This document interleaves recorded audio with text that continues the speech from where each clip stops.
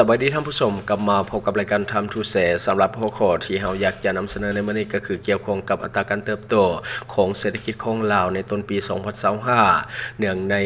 โอกาสของการประชุมสมัยสามัญเทื่อที่ 9 ของสภาชุดที่ 9 ในวันที่ 9 มิถุนายน ปี 2025 ท่านชนชัย ศรีพันดร นายกรัฐมนตรี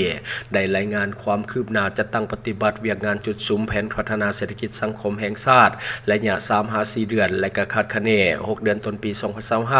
เวียกงานสุกโยการเติบโตทางด้านเศรษฐกิจที่มีคุณภาพและยืนยงรวมยอดผลิตภัณฑ์ภายในหรือว่า GDP ของสปป.ลาวอิงตามการตีราคาเบื้องต้นของศูนย์สถิติแห่งชาติไตรมาสที่ 1 ปี 2025เศรษฐกิจของสปป.ลาวคาดว่าจะขยายตัวในระดับ 4.5% คิดเป็นมูลค่าราคาในปีเท่ากับ 84,207 ตื้อกีบหรือว่าเท่ากับ 22.4% ของแผนการซึ่งว่าแผนการนี้ของสภาเพิ่นได้ประเมินไว้ในเมื่อก่อนก็คือ 375,968 ตื้อกีบสำหรับการขยายตัวในคะแนนกสิกรรมก็คือ 3.1% ซึ่งว่ากวมเอา 20.2% มติของสภาให้ขยายตัวอยู่ที่ 4.3% และก็กวมเอา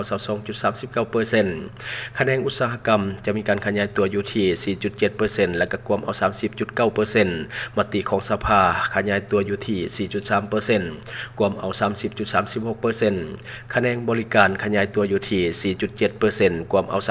37.1% มติของสภาให้ขยายตัวอยู่ที่ 5.5% กวมเอา 34.29% และภาษีอากรผลิตภัณฑ์สุทธิขยายตัวอยู่ที่ 4.3% กวมเอา 11.7% มติของสภาขยายตัวอยู่ที่ 4.5% กวมเอา 13.0%พร้อมนี้รัฐบาลยังได้ซุ่มใส่ปฏิบัตินโยบายต่างๆเพื่อรักษาเสถียรภาพทั้งด้านราคาและอัตราแลกเปลี่ยนเงินตราให้มีความมั่นเที่ยงซึ่งในระยะ5 เดือนผ่านมาเห็นได้ว่าอัตราเงินเฟ้อลดลงเป็นแต่ละเดือนเงินเฟ้อเดือนมังกร2025อยู่ในระดับ 15.5% เดือนกุมภาพันธ์อยู่ที่ 12.7% เดือนมีนาอยู่ที่ 11.2% และในเดือนเมษายน2025อยู่ในระดับ 11.1% ในเดือนพฤษภาคมอยู่ในระดับ 8.3%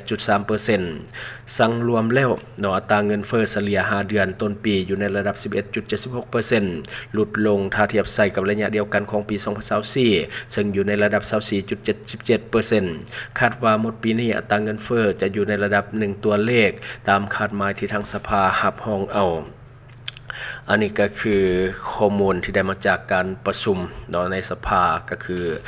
ประชุมสภา